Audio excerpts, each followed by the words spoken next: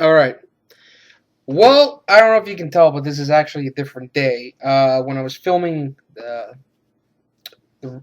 first half of this, my mom and my sister came home, so I had to shut it off. I'm actually wearing a different shirt. I'm wearing my Metallica Master of Puppets shirt.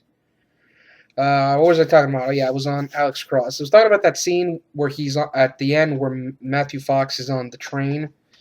Um, you know, why? How does Alex Cross know he's going to be on the train? Now it's obvious the train is right there. It's going to pass right there. There's going to be a line of sight.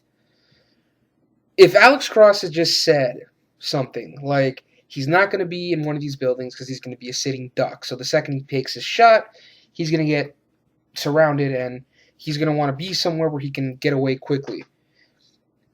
He doesn't say this though. All he does is he turns around, he sees the tracks, and he's like, "Train!" Now, again, it's not that big of a deal. It really is just a tiny nitpick. But even in like something like Jack Reacher, every conclusion that Jack Reacher comes to, like how he figures out the fact that well, you find out that there's someone on the inside who's working with the bad guys, and he figures this out by realizing that there's one aspect of the case that nobody would have thought to check, not even him. And it's right before this really awesome moment. I'm not going to go into too many details on Jack Reacher because that one I really like. That's another movie based on a famous, or not famous, a popular book character that I felt worked a lot better. Because really, the biggest problem with Alex Cross for me, honestly, I can't really buy Tyler Perry in this role. Now, is he a terrible actor? No, I thought overall he did fine. He did an okay job. It's just when the movie requires him to be sort of like an action hero that I just don't buy it. I don't buy him chasing people down. I don't really buy him beating people up. And really, this the main problem, like the biggest problem with this movie for me, is really the finale. Like I said, it goes from that scene with the train, which I did like, because Matthew Fox, I will admit, he was really one of the best parts of the movie, was Matthew Fox's villain. I thought he was really good. I'd like to see Matthew Fox play a villain in a Jack Reacher movie if they make any more Jack Reacher movies. Um, After the scene on the train with the missile launcher,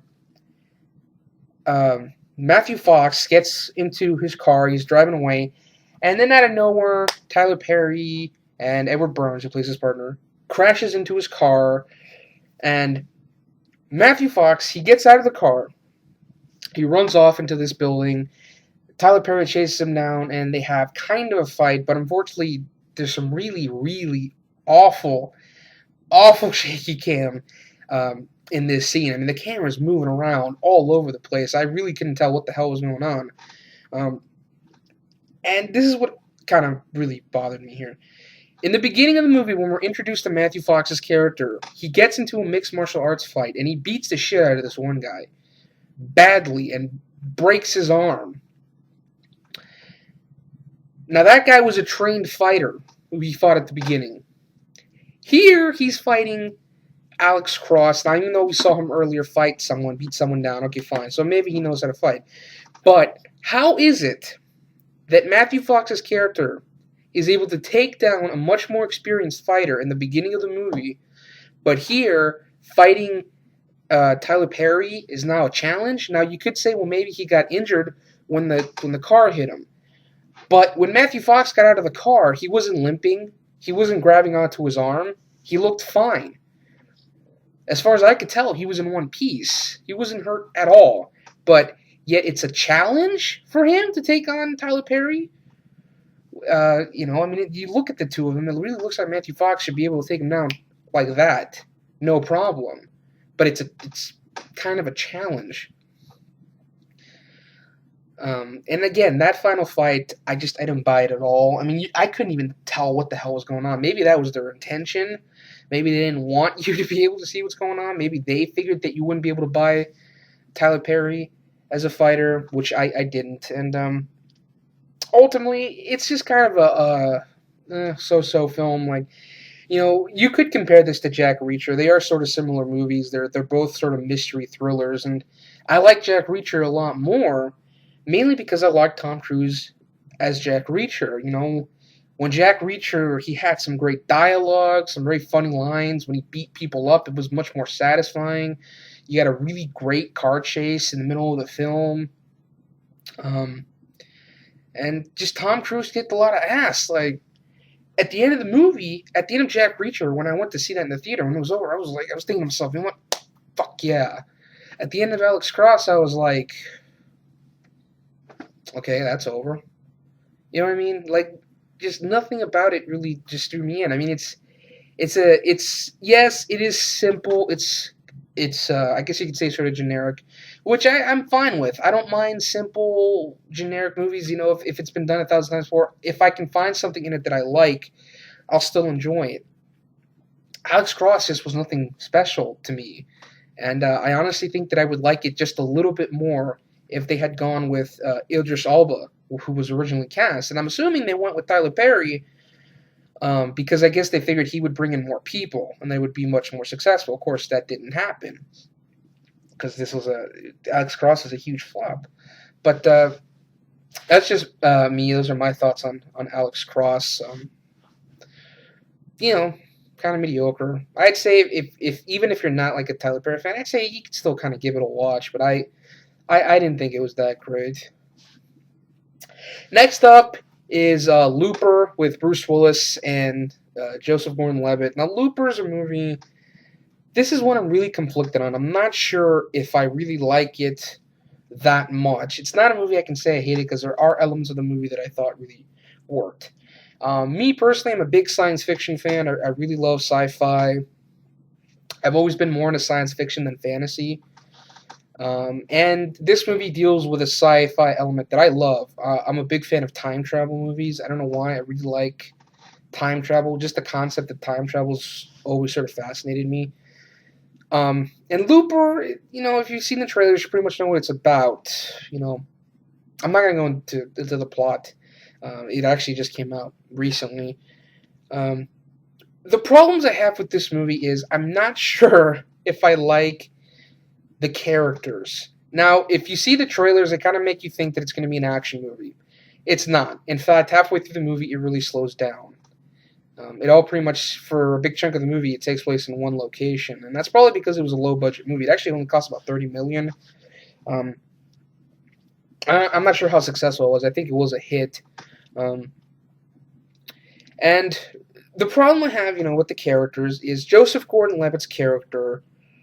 For the most part, he's a decent guy. He's a drug addict. And yes, he is a hitman. Now, the best way to do hitman movies is to make a hitman likable. You sort of understand that in movies, the hitmen usually only kill criminals. They're just killing other criminals, no big deal. In this movie, however, you never really know who Joseph Gordon-Levitt, who these loopers kill. When people get sent back from the past, from the future into the past to get killed off, because in the future it's a lot harder to get rid of a body. You don't know who these loopers are killing. Like, you don't know if these are just criminals that they want out of the way. You don't know if these are innocent people who are just witnesses to their crimes. You don't know any of this. They're just people with sacks over their heads. So I do like how they get paid though. Like, when they kill someone with these like blunderbusses, which are like these shotguns that kind of have medium range, on their backs of the victims are blocks of gold, or gold, not gold, silver bars. The gold bars are when they close the loop, which is when they send their older versions back, and they have to kill them off. So again, you don't really know who they're killing off. So that's kind of weird. Like, well, who are they killing off here? Are they killing innocent people? So that's one thing. And later on in the movie, like I said, when they send back the older versions, they get killed off. They call it closing the loop. And when they do that, they get gold bars. I don't really understand what the point of that is. Why do you need to kill off yourself? To eliminate all traces of your existence in the future? Why is that? Because if you think about it, that's just going to keep happening over and over and over again. So the loop is never closed. It's infinite. It's infinity. It's just going to keep going over and over again. So when does this end? You know, and I think someone even brought this up. I think I read a comment somewhere saying, "Well, why don't they just hire people who are older, who probably won't even be alive in 30 years in the first place, so they don't even have to bother with that?" And they explain in the movie that it's a lot harder to get away with disposing of a body, but not murder. So why don't they just kill the person in the past, and they just send the body back? Just have it like if I'm assuming they can choose a location of where they want the person to go. So why don't they just kill the person there and choose to send the dead body back to have it fall like in the middle of the ocean? Um, why is that? Why is that even really necessary? Um, to have someone else kill them? It just seems like it'd be a lot cheaper just to kill the person and then just get rid of dump the body in the future somewhere like in the middle of the ocean. So there's really no need for loopers.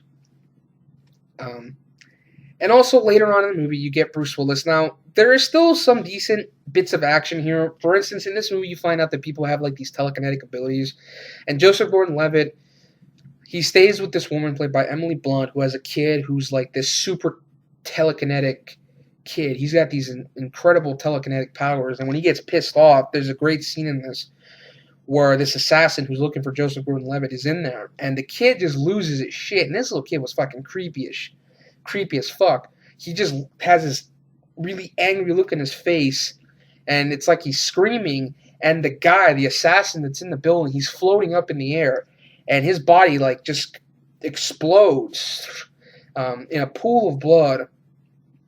And it's like this shockwave, this ring, just comes away from the house and just spreads through the house and into like the cornfield. And I thought that was a really great scene. And